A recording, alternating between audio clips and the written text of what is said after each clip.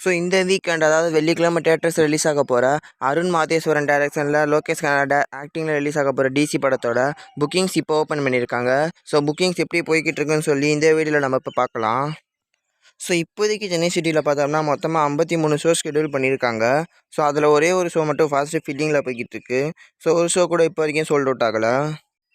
So இந்த புக்கிங்ஸை வச்சுக்கிட்டு இதோட பெர்ஃபார்மன்ஸை நம்ம ஜட்ஜ் பண்ண முடியாது. ஏன்னா புக்கிங்ஸ் பார்த்தோம்னா எஸ்டர்டே நைட் கிட்ட ஓப்பன் பண்ணாங்கன்னு நினைக்கிறேன்.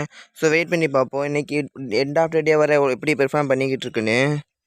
ஆனால் இன்னொன்று, இதே நேரம் லோகேஷ் கனகராஜுடைய ஆக்டிங் ரிலீஸ் ஆகாமல் டைரக்ஷனில் ஒரு படம் ரிலீஸ் ஆகுதுன்னு வைங்களேன், இந்நேரம் இந்த 53 ஷோஸுமே சோல்ட் அவுட் தான் ஆகிருக்கும் ஓப்பன் பண்ண உடனே.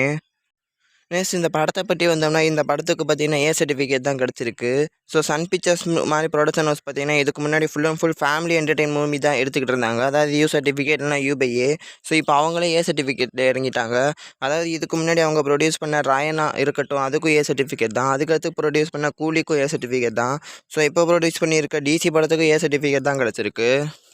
ஆனால் இதில் இன்னொன்று என்ன குழப்புது. ஸோ இவங்க பார்த்தீங்கன்னா இவங்களுக்கு ஏ சர்டிஃபிகேட் தான் கிடச்சிருக்கு. புக் மை ஷோலையுமே ஏ சர்டிஃபிகேட் தான் காட்டுது. ஆனால் இவங்க டிவியில் ரிலீஸ் பண்ண ப்ரோமோஸில் பார்த்தீங்கன்னா யூ/ஏ சர்டிஃபிகேட் தான் போட்டுக்கிட்டு இருக்காங்க. ஸோ அது நீங்கள் நோட் பண்ணிங்களா? உங்களுக்கு என்ன தோணுதுன்னு சொல்லி கமெண்ட்டில் சொல்லுங்கள்.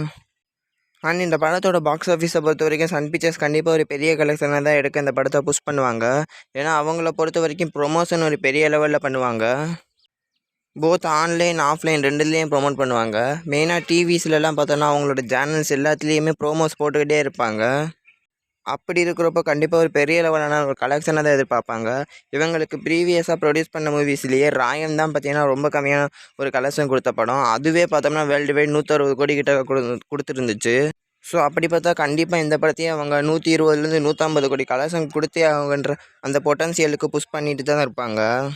ஸோ ஃபைனலாக நீங்கள் இந்த படத்தை பற்றி என்ன நினைக்கிறீங்கன்னு உங்கள் ஒப்பீனியனை கமெண்ட்டில் ஷேர் பண்ணிவிட்டு போங்க.